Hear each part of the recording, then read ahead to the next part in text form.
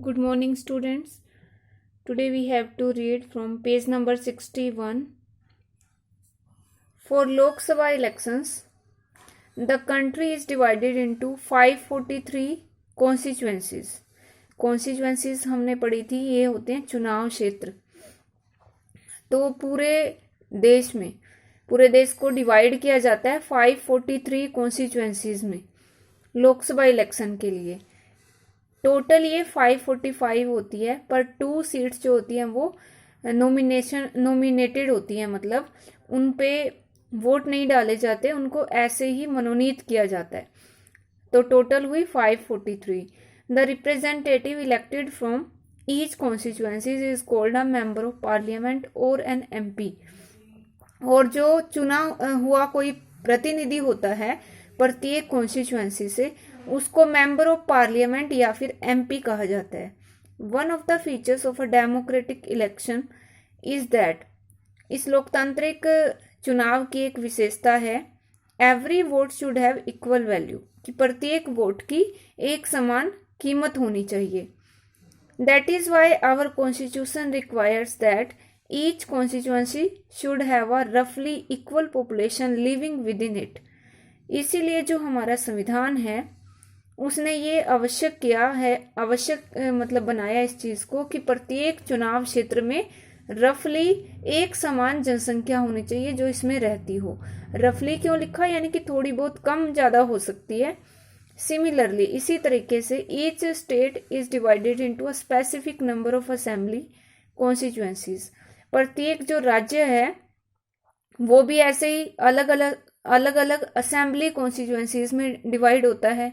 In this case the elected representative is called the member of legislative assembly और N MLA. इस case में जो चुना हुआ रिप्रेजेंटेटिव है उसको एमएलए या फिर मेंबर ऑफ लेजिस्लेटिव असेंबली कहा जाता है।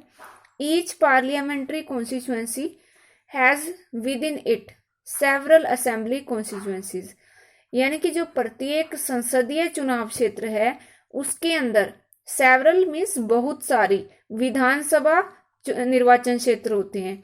जैसे अगर हम एग्जांपल लें, जैसे करनाल डिस्ट्रिक्ट है, करनाल डिस्ट्रिक्ट में एक पार्लियामेंट्री कॉन्स्टिट्यूएंसी है, और जबकि इसमें जो असेंबली की कॉन्स्टिट्यूएंसी है वो है 5।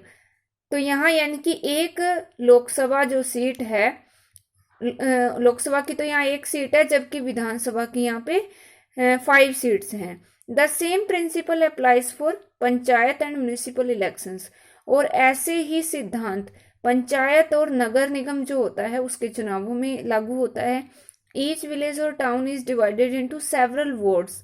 प्रत्येक गांव या किसी शहर को वार्ड्स में डिवाइड कर दिया जाता है, दैट आर लाइक कॉन्स्टिट्यूएंसीज। और ये जो वार्ड हैं वो भी कॉन्स्टिट्यूएंसी या चुनाव क्षेत्र की तरह ही होते हैं।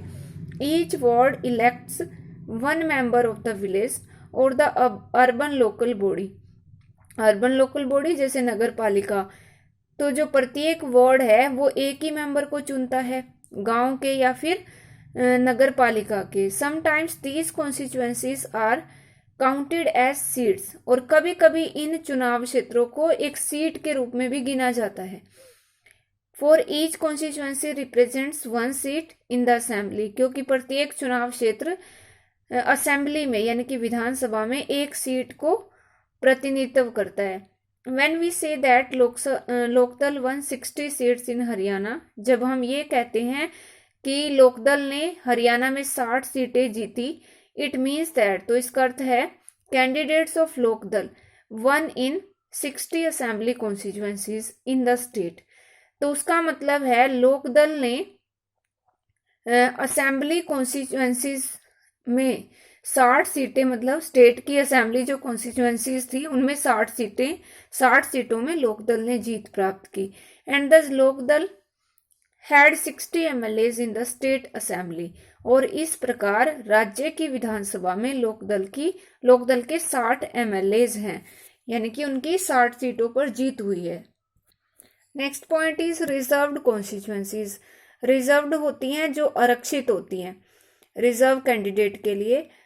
Our constitution entitles every citizen to elect its representative and to be elected as a representative. हमारा संविधान जो है वो प्रत्येक व्यक्ति या प्रत्येक नागरिक को अपना प्रतिनिधि चुनने का और प्रतिनिधि के रूप में खुद भी मतलब चुनाव होने का या इलेक्टेड होने का उसको एक अधिकार देता है। The constitution makers however were worried, जो संविधान निर्माता थे वो चिंतित थे इस बात से that in an open electoral competition, कि एक खुले चुनावी मुकाबले में certain weaker sections may not stand a good chance to get elected to the Lok Sabha, कि जो वीकर सेक्शन है, कमजोर जो वर्ग हैं, हो सकता है कि उनको अच्छा मौका ना मिले लोकसभा में चुने जाने का। And the state legislative assembly, और राज्य की विधानसभाओं में चुने जाने का। They may not have the required resources, education and contacts to contest and win elections against others, और हो सकता है कि उनके पास जो जरूरी संसाधन होते हैं चुनाव जीतने के लिए वो भी ना हो, शिक्षा ना हो या संपर्क ना हो। कंटेस्ट मीन्स मुकाबला करने का या दूसरे लोगों के खिलाफ चुनाव लड़ने का। Those who are influential and resourceful, यानी कि वो लोग जो इन्फ्लुएंशियल हैं, प्रभावशाली होते हैं और जिनके पास संसाधन होते हैं, may prevent them from winning elections, हो सकता है कि वो उनको चुनाव जीतने से रोक दे। इफ दैट हैपन्स, और अगर ऐसा होता है, our parliament and assemblies would be deprived of the voice of a significant section of our population. तो ऐसा अगर हो जाता है तो हमारी जो संसद है या जो विधानसभाएं हैं राज्य की, तो वो वंचित हो जाएंगी एक बहुत ही, हमारी जनसंख्या के एक महत्वपूर्ण वर्ग की आवाज से वंचित हो जाएंगी। That would make our democracy less representative and less democratic, इससे हमारी जो डेमोक्रेसी है, लोकतंत्र है, वो कम प्रतिनिधियात्मक और कम लोकतांत्रिक रह जाएगा। So the makers of our constitution thought of a special system of reserved constituencies for the weaker sections, इसलिए हमारे देश के संविधान निर्माताओं ने सोचा एक विशेष तरह की प्रणाली या एक विशेष तरह की व्यवस्था के बारे में, और वो क्या थी, रिजर्व्ड कॉन्स्टिट्यूएंसीज, यानी कि आरक्षित चुनाव क्षेत्र। और ये किसके लिए थे, वीकर सेक्शन, कमजोर वर्गों के लिए। Some constituencies are reserved for people, कुछ चुनाव क्षेत्र लोगों के लिए आरक्षित होते हैं, who belong to the schedule caste and schedule tribe, जो कि या तो ये अनुसूचित जाति और शेड्यूल ट्राइब यानी कि जनजाति, इनसे वो लोग संबंधित होते हैं और इन्हीं के लिए कुछ कॉन्स्टिट्यूएंसी जो है वो रिजर्व होती हैं। इन अ एससी रिजर्व्ड कॉन्स्टिट्यूएंसी, एससी यानी कि जो शेड्यूल कास्ट हैं उनके लिए जो रिजर्व की गई है constituency, only someone who belong to the schedule caste can stand for election, तो ऐसी कॉन्स्टिट्यूएंसी में केवल वो व्यक्ति ही चुनाव में खड़ा हो सकता है जो एससी कैटेगरी से बिलोंग करता हो। Similarly only those belonging to the scheduled tribes can contest on election from a constituency reserved for ST, और उसी तरीके से यानी कि वो लोग जो एसटी या शेड्यूल ट्राइब से बिलोंग करते हो वो मुकाबला कर सकते हैं इलेक्शन में इस रिजर्व्ड कॉन्स्टिट्यूएंसी में जो एसटी के लिए हो। Currently in the Lok Sabha 79 seats are reserved for the schedule caste, आज के टाइम में लोकसभा में 79 जो सीट्स हैं वो एससी के लिए रिजर्व्ड हैं and 41 for the schedule tribes, और जो 41 सीट्स हैं वो एसटी या शेड्यूल ट्राइब के लिए रिजर्व हैं। This number is in proportion to their share in the total population, और ये संख्या कैसे तय की गई है, ये संख्या उनके जनसंख्या के अनुपात के आधार पर तय की गई है। जितना मतलब उनका पॉपुलेशन का, टोटल पॉपुलेशन में जितना उनकी पॉपुलेशन का शेयर है उतनी ही उनको सीट्स दी गई हैं। Thus the reserved seats for SC and ST do not take away the legitimate share of any other social group. इसीलिए जो रिजर्व सीट्स हैं SC और ST के लिए वो किसी दूसरे सामाजिक वर्ग के शेयर को नहीं लेती, मतलब दूसरे वर्गों की सीटें जो हैं उनके हिस्से को नहीं लेती। This system of reservation was extended later to other weaker sections at the district and local level। और ये जो व्यवस्था है बाद में लोकल लेवल पर भी स्थानीय जो प्रशासन होता है या जो डिस्ट्रिक्ट यानी कि जिला स्तर पर इसको और अधिक एक्सटेंड किया गया, बढ़ाया गया। In many states seats in rural यानी कि panchayat and urban municipalities and corporations, और जो शहरी निकाय या फिर नगर पालिका होती है, तो इस तरह की जो सीट्स बहुत सारे राज्यों में जो ये सीट्स होती हैं पंचायत या फिर नगर पालिका में।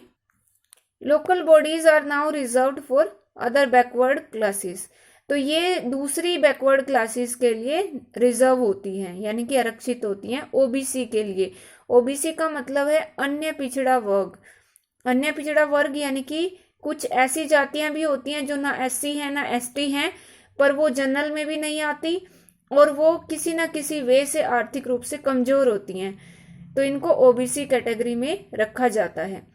However, the proportion of seats reserved varies from state to state, और जो रिजर्वेशन की ये जो सीट्स हैं इनकी संख्या हर राज्य में अलग होती है। Similarly, 1/3 of the seats are reserved in rural and urban local bodies for women candidate, और गांव में या फिर जो शहरी नगर पालिकाएं होती हैं वहां पर महिलाओं के लिए भी, महिला उम्मीदवारों के लिए भी 1/3 यानी कि 1/3 जो सीट्स हैं वो रिजर्व रखी जाती हैं। Next point is voter list. Once the constituencies are decided, जब एक बार चुनाव क्षेत्र जो है वो डिसाइड कर लिया जाता है, the next step is to decide, तो अगला जो स्टेप है, अगला जो कदम है वो क्या है, to decide who can and who can not vote. Vote कौन डाल सकता है और कौन नहीं डाल सकता। This decision can not be left to anyone till the last day, और लास्ट डे तक ये जो फैसला है वो किसी एक व्यक्ति पर, किसी पर भी नहीं छोड़ा जा सकता। In a democratic election the list of those who are eligible to vote, एक लोकतांत्रिक चुनाव में लिस्ट ऑफ दोज यानी कि उन लोगों की सूची जो एलिजिबल हैं, योग्य हैं टू वोट, वोट डालने की, is prepared much before the election, वो इलेक्शन से काफी टाइम पहले तैयार कर ली जाती है। एंड गिवन टू एवरीवन, और हर एक व्यक्ति तक वो पहुंचा दी जाती है। This list is officially called the electoral roll, तो इस लिस्ट को ऑफिशियली इलेक्टोरल रोल कहा जाता है। And is commonly known as the voters list, और इसको कॉमनली यानी कि सामान्य रूप में हम वोटर लिस्ट कहते हैं। This is an important step for it is link to the first condition of a democratic election. यह सबसे इम्पोर्टेंट स्टेप है क्योंकि यह किससे जुड़ा हुआ है, हमारे लोकतांत्रिक चुनावों की फर्स्ट कंडीशन से, पहली शर्त से ये जुड़ा हुआ है। और वो क्या थी पहली condition, everyone should get an equal opportunity to choose representatives, कि प्रत्येक व्यक्ति को समान अवसर मिलना चाहिए अपना प्रतिनिधि चुनने का। In chapter 1 we read about the principle of universal adult franchise, और चैप्टर 1 में हमने यूनिवर्सल एडल्ट फ्रेंचाइज के बारे में पढ़ा। ये जो सिद्धांत है इसका मीनिंग है सार्वभौमिक वयस्क मत अधिकार, यानी कि सभी को चुनाव में वोट डालने का अधिकार। In practice it means that everyone should have one vote, इसका मीनिंग है कि प्रत्येक व्यक्ति के पास एक वोट होनी चाहिए। And each vote should have equal value, और प्रत्येक वोट की एक समान कीमत होनी चाहिए। No one should be denied the right to vote without a good reason, यानी कि किसी अच्छे रीजन या किसी स्ट्रॉन्ग रीजन के बिना किसी व्यक्ति को वोट डालने से मना नहीं किया जा सकता। Different citizens differ from one another in many ways, ये हो सकता है कि अलग अलग नागरिक जो हैं किसी ना किसी तरीके से वो एक दूसरे से अलग होते हैं। Some are rich some are poor, कुछ अमीर होते हैं कुछ गरीब होते हैं। Some are highly educated some are not so educated, कुछ बहुत पढ़े लिखे होते हैं कुछ ज्यादा पढ़े लिखे नहीं होते। और नॉट एजुकेटेड एट ऑल, और कुछ बिल्कुल भी पढ़े लिखे नहीं होते। Some are kind others are not so kind, कुछ दयालु होते हैं कुछ दयालु नहीं होते। But all of them are human beings with their own needs and views, पर सब जो लोग हैं वो एक तरह से ह्यूमन बींग्स हैं, उनकी अपनी जरूरतें हैं और अपने विचार हैं। That is why all of them deserve to have an equal say in decisions that affect them.